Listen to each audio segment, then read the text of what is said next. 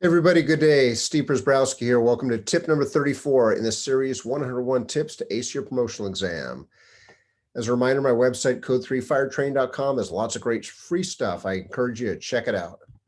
And also, this series is based on my 101 Tips to Ace Your Promotional Exam book, available through fireengineeringbooks.com as well as code3firetrain.com, my website. So let's get going. Tip number 34 here. So in the previous tips that previous 31, 32, and 33, we discussed finding mentors, first of all, within your own department, but we also talked about finding mentors within other fire departments, then also branching out and finding mentors from outside your fire service or outside of the fire service, private industry, governmental agencies, and so forth.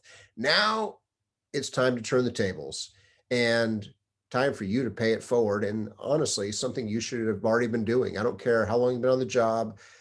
2 weeks, 2 years, 20 years, what rank you're at, guess what? Time to pay it forward. Something we should already have been doing from day one, being a mentor for somebody else. And if you've been following along, you know that I've got a lot of my friends and mentors of my own that have shared their words of wisdom known as voices of experience. This voice of experience comes from my buddy Tiger Schmittendorf out of New York. Tiger's a great, solid dude, and has a lot of great words of wisdom to offer. So please check that out, because I think you'll find lots of value to what he's saying there. But be a mentor for somebody else. Now, this is hard because some people don't think of themselves as mentors. Maybe they're shy. Maybe they don't feel like they're comfortable to be an instructor or a mentor. No, being a mentor does not mean you have to stand in front of 100 people and be an instructor or a speaker.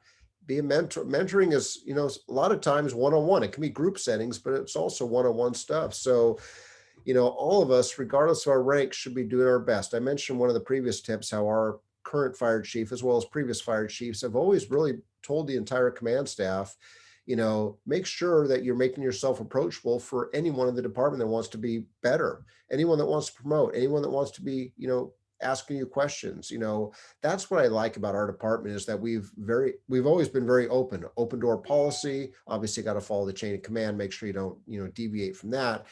But our command staff, and it trickles down, has always made themselves very available to meet with people, meet with candidates, just candidates, whether they want to promote or they just maybe are thinking about a project or a program or something else, or just have some random questions.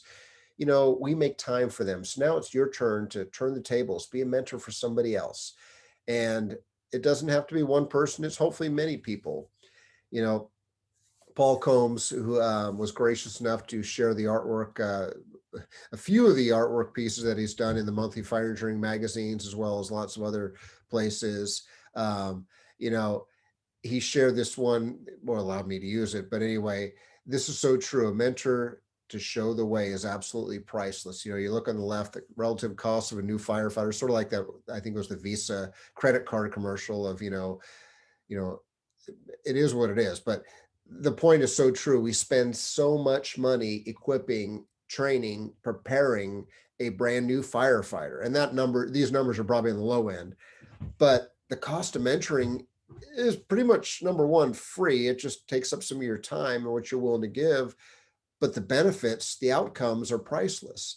And that is so true. Is, we spend a lot of money on the front end of helping people get on the job and bring them on board, but there's so much more we could do. And again, it doesn't take anything but a little bit of time, a little bit of passion, a little bit of love for you to, take that person under your wing, extend your arm and say, hey, let me take you under my wing here. I know you don't say it that way, but it is so true when you look at mentoring others. It's something if all of us just did a little bit more of that, it's amazing how better everyone would be. I love this meme here. So let me get this right. You complain new firefighters don't know anything, yet you're doing nothing to fix that. That is so true. I hear that when I'm fortunate to go around the country and speak and teach classes and, break bread with other firefighters. It's amazing the amount of people that I still hear that are blaming generations. And I'm not going to blame other generations. This is people of all ages. I hear fire officers, firefighters of these young kids today, or these kids, or these new, whatever, insert generation name here, millennials, generation whatevers. Well, if you're one of those folks that's complaining about whatever generation, maybe it's an older generation, maybe it's a younger generation, maybe it's your same generation. If you're one complaining about the generations, maybe you got to look in the mirror. Don't blame them. Blame yourself for not showing them the way. Mentor them, train them, educate them. They may not know what they don't know. And I think that's that point that I want to share here. Is it's quick to point fingers, but I'll also be this one to say that, hey, if you're the one that is blaming the new kids of today for not being, I guess, like you, guess what? Look, flashback to 50 years ago. What do you think they were complaining about your parents and grandparents? They were doing the same thing, the generations. Guess what's going to be happening 50 or 100 years from now to your kids and grandkids and great grandkids? Same thing. The generations of that time are these kids of today. Yeah, you can be the one complaining about it, or you can be part of the solution by taking them under your wing, showing them the way, and mentoring them. That's what mentoring is about, not complaining and bitching and moaning. So I love this other Paul Combs uh, artwork here that he did was, this is so true. Oh, and remember all those times when you were an absolute ass to the rookies when you should have stepped up and showed leadership. Now this is a red hat captain, but it could be a firefighter, it could be any rank. Sadly, we all know those people. If you've been on the job long enough, you've had those people. You've had those awesome mentors, and you've had those other ones that are like, oh my God, what a piece of, they're phoning it in every day. They're calling it in.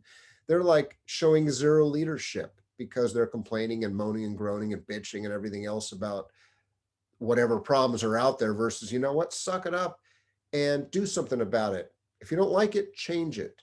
This is so true. So what do you want to be when you're on your deathbed? Do you want to be that one that just sucked everything up and complained about everything, or the one that tried to change things for the better? Because again, trust me, the rookies, if you're complaining about the rookies, and I hear this, I shared this with one of our senior captains. He was complaining, these kids today, and it was, he's like in his late 50s. So he's talking about kids that are probably the age of his grandkids.